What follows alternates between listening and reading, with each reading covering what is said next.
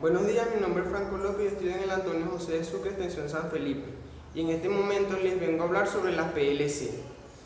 La PLC, como su nombre lo indica, es un control lógico programable y está compuesto por circuitos electrónicos digitales que se encargan de realizar unas acciones o programas según las entradas que ellos tienen.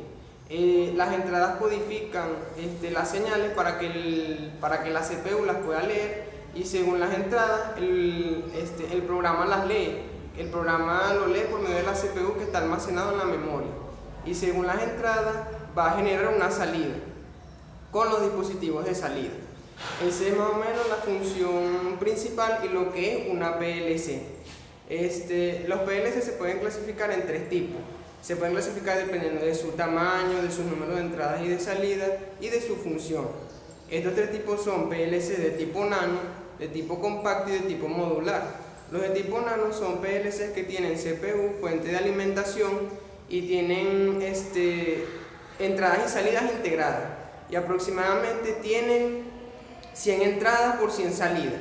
Son PLC pequeños, por su nombre indica nano. También tenemos los PLC de tipo modular. Estos PLC tienen igual su fuente de alimentación, su CPU, y tienen un módulo de entradas y salidas conectado a un módulo principal, y esto hace que pueda tener más dominios de entradas y de salida, aproximadamente 500 entradas por 500 salidas. Son un poco más grandes que los PLC de tipo nano. Por último están los PLC de tipo modular, que tienen su CPU, su fuente de alimentación, tienen buses de comunicación o buses infinitos. Estos buses infinitos son los que se encargan de conectar las entradas con la salida, y entre la entrada y la salida la CPU, que es la que por medio del programa va a generar una acción, va a activar algo. Ahora venimos a hablar sobre la arquitectura de los PLC. Los PLC se pueden dividir en dos bloques principales. Estos bloques pueden ser bloque principal y el bloque que es necesario para el funcionamiento de la PLC. El bloque principal está compuesto por la CPU, los bloques de entrada que tienen elementos o dispositivos de entrada que se denominan captadores, y los bloques de salida que tienen elementos o dispositivos de salida que se denominan actuadores.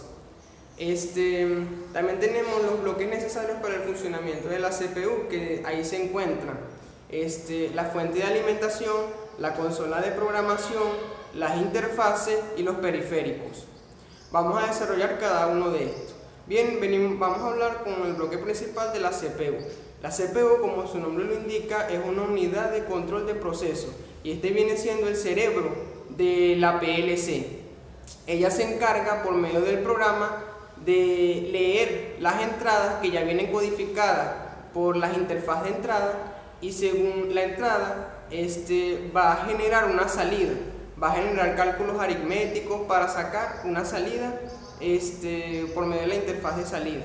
Y el programa que utiliza la PLC se encuentra almacenado en la memoria y es programado por medio de una PC por el usuario. De eso se encarga la CPU, es el cerebro. Luego vienen los bloques de entrada, que están hechos de dispositivos de entrada o dispositivos captadores.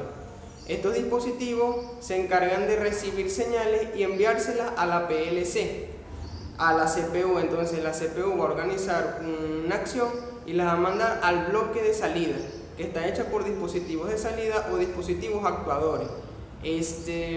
Ahí la PLC va, por decir, activar relés, contactores, electroválvulas o arrancadores. Los dispositivos de entrada se pueden clasificar en dos tipos: en dispositivos pasivos y dispositivos activos, o captadores pasivos y captadores activos. Los captadores pasivos son los que cambian su estado lógico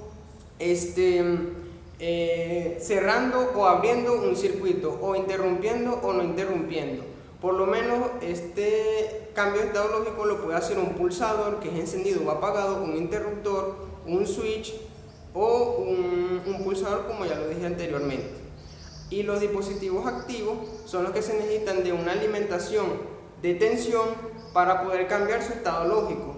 Esto más que todo se utiliza con los sensores, por lo menos sensor inductivo, sensor capacitivo y los sensores fotoeléctricos. También se pueden utilizar como dispositivos de entrada contactos normalmente abiertos o normalmente cerrados.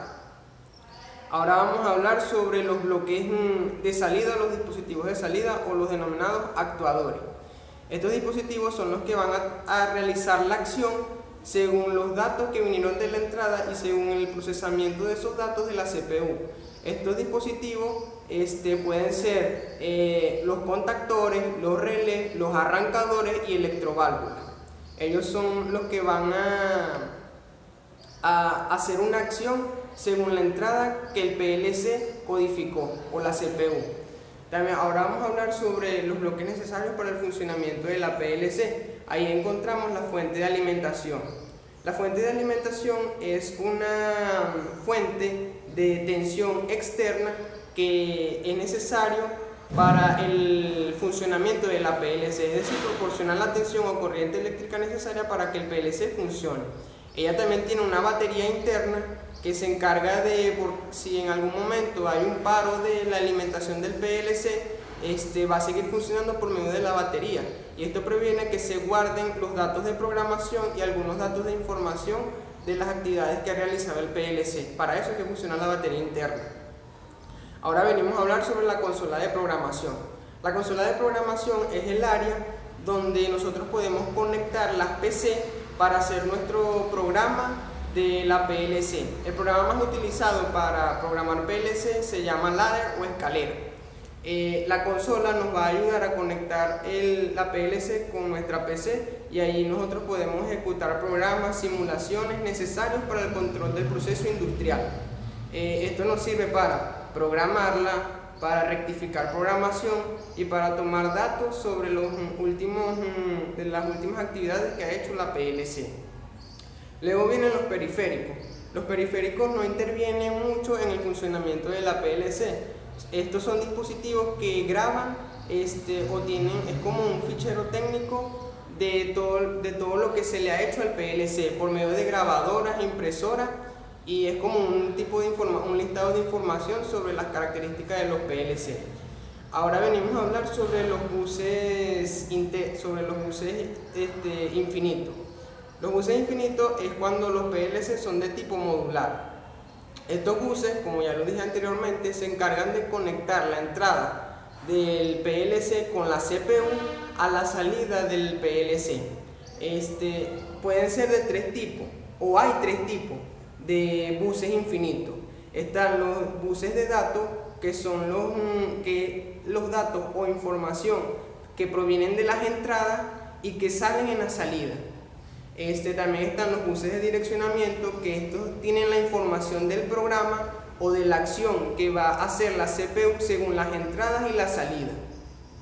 Y están los buses de control, que se encarga de diferenciar los datos de entrada por los datos de salida, para que los buses de direccionamiento puedan tomar una decisión rápida.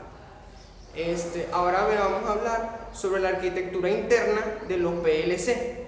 La arquitectura interna se compone de la fuente de alimentación, de la CPU, de las memorias del PLC, que pueden ser memorias internas y memorias del programa, de las interfaces y de los buses. Bueno, ya hablamos sobre los buses y ahora vamos a hablar sobre las interfaces. Y vamos a tomar en cuenta las memorias, ya la CPU y la fuente de alimentación ya los desarrollamos. Bueno, las interfaces, hay dos tipos de interfaces de entrada y las interfaces de salida. Las interfaces de entrada son las que se encargan de adecuar las señales provenientes de los elementos captadores a las señales que necesita la CPU. Es por ello que los PLC pueden ser conectados a una alimentación industrial. Es decir, no es necesario de un equipo que reduzca las señales y cuestiones así, porque tienen las interfaces de entrada que adecúan la señal y la codifican para que el PLC o la CPU pueda ejecutar un proceso. También tenemos las interfaces de salida, que se encargan de amplificar las señales del proceso que la CPU dijo que era necesario de realizar, y se encargan de amplificar esa señal para llevarla a los dispositivos actuadores. De eso se encargan las interfaces. Ahora venimos a hablar sobre las memorias. La memoria del PLC es igual que todas. Es un dispositivo electrónico que se encarga de almacenar información o datos por medio de bits, es decir, ceros o unos. Y esa información se recompila o se recoge leyendo posición por posición, es decir, bit por bit, en un espacio de 8 bits que sería un byte, o 32 bits que sería un word. Y hay dos tipos de memoria importantes, las memorias internas de la PLC y las memorias del programa. Las memorias internas están compuestas por la memoria RAM y la memoria ROM. Y la memoria del programa está compuesta por la memoria imagen de salida y la memoria imagen de entrada. La memoria RAM es la que se encarga de almacenar información mientras el PLC está en uso. Es decir, que se encarga de almacenar las actividades de entrada y de salida que ha hecho el PLC en ese momento de actividad. A la hora de apagarse esa información se encuentra borrada. La memoria ROM es la que almacena el programa que escribió el usuario para que el PLC tome decisiones. Al apagarse el PLC sigue vigente. Y están las memoria imagen, la memoria imagen de entrada y la memoria imagen de salida. Estas se encargan de almacenar los datos leídos y enviados de las entradas y salidas del PLC. El ciclo de funcionamiento del PLC según estas memorias es el siguiente.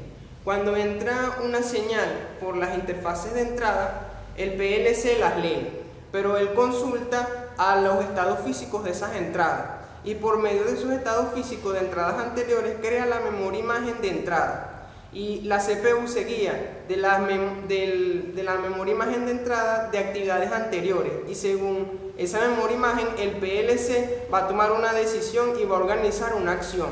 Luego esta acción que el PLC por medios de cálculo y aritmética realizó lo va a enviar a la memoria imagen de salida que es parecida a la de entrada. Lo único que esta almacena estados físicos de salidas anteriores. Y cuando llegue esta información a la memoria de salida, llega a su vez después a los elementos actuadores. Este es el ciclo de funcionamiento del PLC. Cuando llegan los elementos actuadores, se vuelve a rearmar la PLC y espera en la siguiente entrada. Ahora vamos a hablar sobre la historia de los PLC. El PLC se utilizó por primera vez en 1969 en la compañía Hydramatic de General Motors. Esto se hizo para reemplazar los relés para el control de procesos y para que los planos eléctricos sean más flexibles y legibles. Y a la hora de hacer mantenimiento no hay que hacerle mantenimiento por decir a 1000 relés o a 500 relés para poder automatizar un proceso. Y con la PLC estos procesos se pueden automatizar con un solo dispositivo de Para 1970 empezaron los equipos que podían manejar 4 bits, para los 80 equipos que podían manejar 16 bits y de ahí se expandió la producción de los PLC en las fábricas para automatizar la fábrica. Ya en los 90 se crearon los microprocesadores de 36 bits. Y esos microprocesadores fueron los que ayudaron a conectar la PLC con distintos tipos de PLC o de marcas de PLC y conectar los PLC con las PCs portables.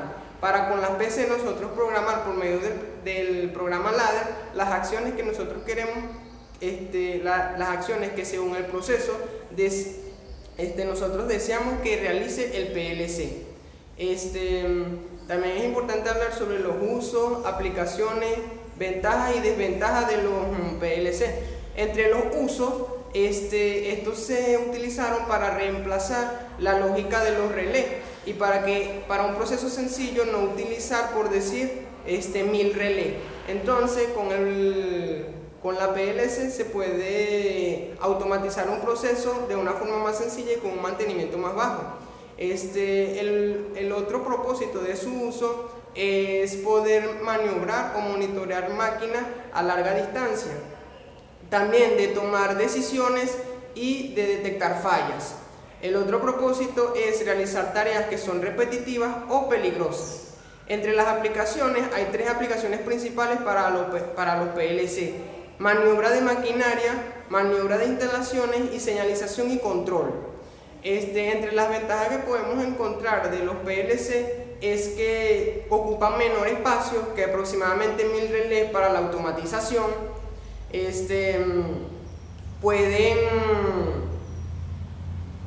ocupan menor espacio, ellos pueden tomar decisiones, con un solo PLC se pueden maniobrar varias máquinas, y entre las desventajas que podemos encontrar es más que todo el adiestramiento técnico que se necesita y el costo que se requiere para que el personal entienda el proceso y la programación del PLC. Bueno amigos, este es todo mi video, espero que les haya gustado y gracias.